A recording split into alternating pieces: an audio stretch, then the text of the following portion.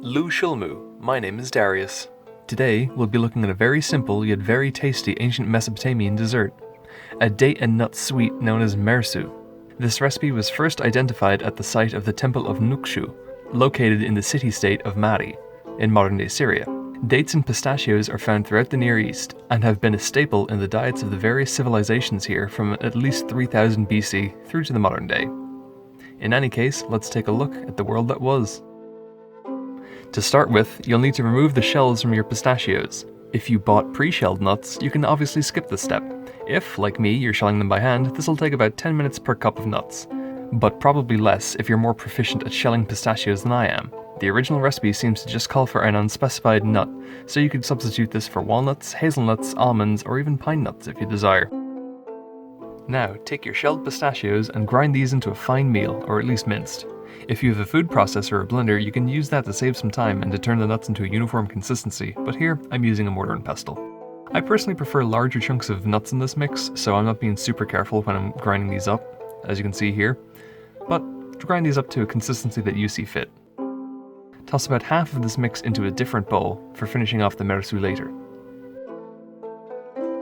Now, take a look at your dates. Remember to check if they've been pitted. You absolutely do not want to break a tooth on a stone, so check for pits in them like this, by roughly chopping them. I'm not being too careful here because I trust the guys who bought these from. If you don't want to use dates, you can use raisins or figs as a substitute. This is based on an account of a similar recipe found in Nippur, a Sumerian settlement located in modern-day Iraq. This account also claims that chopped apples can be used as a substitute for the nuts as well. Put your dates into a mortar and pestle, or you can mash them into a bowl using a wooden spoon. I'm not here to judge. Either way, mash these into a fine paste, like so, and toss them into a large bowl. If you're using a mortar and pestle, I'd recommend grinding the pistachios in it before the dates. You don't want your pistachios to form a paste as a result of any residual water or juices left from the dates. When this is done, mix all your ingredients together in a large bowl until they are well combined. If they look a little dry, just add a few droplets of water to help things bind. Less is more in this case. It's always better to add too little water than too much, unless you're going for a sort of date soup kind of thing. As you can see here, the mixture was just damp enough to handle, so I didn't really need to add any extra water.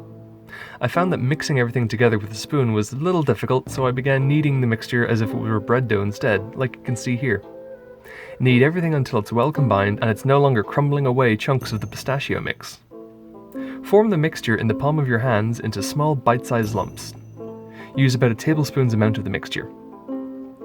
Try and roll them between your cupped hands to try and form them into smooth balls. Then, take your saved pistachio mix and roll them around until they're fairly well covered and set them aside onto a plate.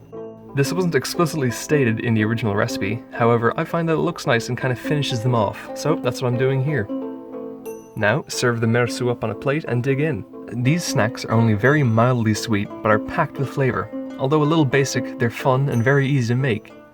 The ingredients, where I'm from anyway, can be a little bit pricey at times, but for the most part you can find these at most halal markets or supermarkets near you. The dish is a very simple look back at how the meals of the past weren't as lacking in sweetness as some people might think. It's an incredibly simple dish with a grand total of 2 whole ingredients. But it requires a lot of manual labour to make, taking into account the shelling and grinding of the pistachios, the mashing of dates, and then kneading to combine.